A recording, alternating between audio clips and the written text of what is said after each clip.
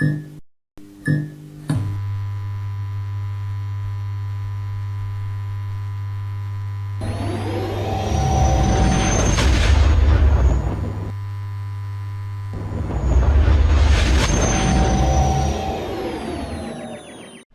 there, Callum Johns here, and welcome to, I guess, another fun facts.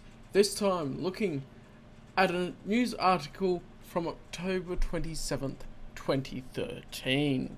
I thought it'd be interesting to go back and look at some of these articles and give some thoughts now from a perspective of it being a few years later. Well, by a few I mean 6 at the moment, but yeah, interesting to think from a perspective from this point of view, looking back at it. So, Dennings, which is Troy Dane, of course, Dennings' Crucible perhaps paves the way for Star Wars Episode 7.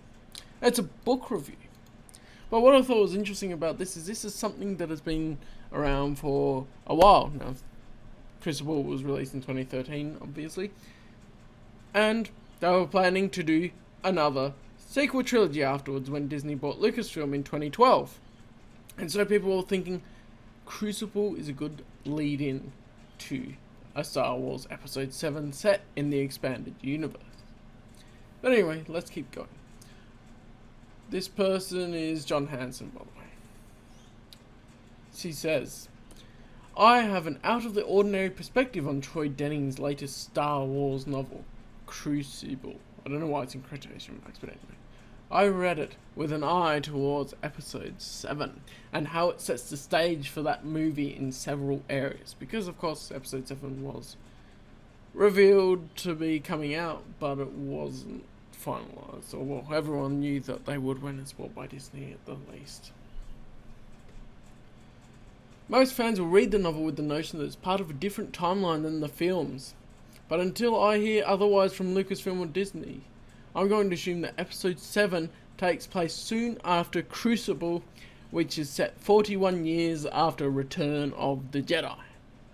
Only 32 years will have passed between Episode 6 and 7 in real time, but I'd argue that people age slower in the GFFA unless they're on Tatooine. GFFA, I would say, is fiction. I'm not sure exactly what it stands for, but you put the acronym in there. Beware of spoilers. Below. For those who haven't read the book yet. Sorry for anyone watching. Spoiler alert. Denning writes Crucible as one last blast for Luke, Leia, Han and Lando, even including an epilogue where they decide they are going to retire and explore the galaxy. Except Lando, who plans to continue with his entrepreneurial ventures, as Lando does. Ben half-heartedly argues with Luke, but then concedes that yes, the Jedi Order will be able to get by without him. This nicely sets up the original trilogy's heroes for their mentor roles in the sequel trilogy, which is perfect for it. I have said this for a while. If they said it after Crucible, then they would have done really well and they could have created their own story if they wanted to as well. It says, the main villains of Crucible, a couple of brains attached to bodies of the Callum species, are dispatched by the end. But in secondary roles we see Vestara, Ben's ex-girlfriend who adopted to embrace her Sith ways at the end of Fate of the Jedi. Not adopted, opted. You can read it as well. And Murta Jev, Boba Fett's granddaughter, which I love, Murta. Both escape at the end, leaving them free to become antagonists in Episode 7. Very interesting. Yes, they're both set up to possibly be antagonists. Or I would say Murta could even be one of those that gets redeemed in the middle. Like, has a redemption arc. The pay is good. And all that.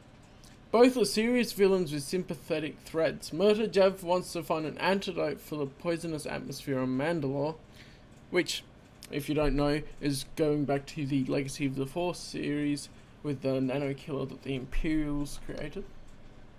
While Vestara is an outcast from both the Jedi Order and the Lost Tribe of the Sith, whose home planet, Kesh, remains lost. Another lost world that is teased in Crucible and could make for a good Episode 7 plot is Mortis. Because, of course, Fate of the Jedi has connections to the Mortis arc in the Clone Wars, which I think is cool. And Crucible obviously does as well.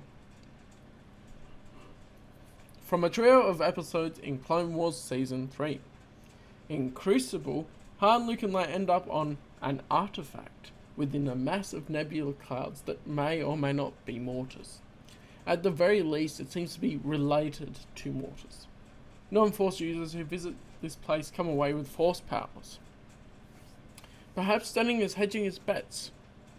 He may be teasing the Mortis idea. He may be teasing the Mortis idea, yet leaving it open for more in-depth exploration in Episode 7. So that's cool. So there was a lot of promise. There's been a lot of promise towards Crucible plot points being picked up for a sequel trilogy. Among the good guys, Denning uses Ben and Tahiri sparingly. The slightly romances tease between the two. I reworded it because Englishes. Has Jaina and Jag make cameos and only mentions Alana in passing. This works out quite nicely if Alana is to be the main character in Episode 7. I'm yawning, why? This works out quite nicely if Alana is to be the main character in Episode 7 with the others being supporting players. Now that's an interesting one I didn't think of, is Alana being the protagonist. But that would actually be a female protagonist for a sequel trilogy if you chose to go with Alana. So that's a good one as well, I think. Granted, Denning had no input from the Episode 7 filmmakers when... Granted, Denning had no input from the Episode 7 filmmakers when he penned Crucible, when he wrote it. But it's possible that some of his narrative decisions were made to set the stage for the next chapter in the book saga, and perhaps that vaguely planned next chapter is being incorporated into the sequel trilogy by J.J. Abrams and Lawrence Kasdan as we speak. Of course, this was written in 2013, so going back, unfortunately, they didn't. I would have preferred if they did. It sounds really cool to actually pick up Alana as a protagonist. One thing we do know, Chrissy Golden was supposed to give us a Sword of the Jedi trilogy, which is about Jaina, after Crucible, but that has been pulled from the schedule. Currently, no post-Crucible books are scheduled. That's true to this day, unfortunately. Hashtag give us legends. So the billboard's going up from Twin Suns Foundation. We want more EU. It's gonna be awesome.